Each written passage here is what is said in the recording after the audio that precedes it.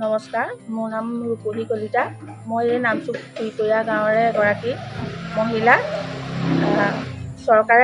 চৰকাৰে যিটো জল জীৱন আঁচনিৰ অধীনত আমাক পানী যোগান ধৰিছে, সেই পানী যোগানৰ আঁচনিত আমি পানী পাই সুখী হৈছোঁ। যিহেতুকে আমি আগতে পানীৰ কাৰণে বহুত কষ্ট কৰিবলগীয়া হয়।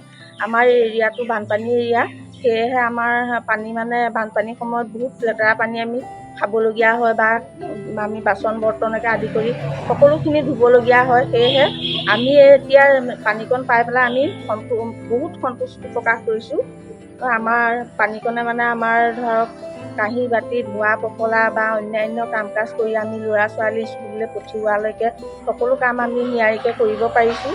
আৰু আমাৰ অন্য কামতো আমি পানী ব্যৱহাৰ কৰিব পাৰিছোঁ আৰু পানীকণ আমি ওচৰতে পাইছোঁ। সেয়েহে পানীকণ পাই আমি যথেষ্ট সুখী হৈছোঁ।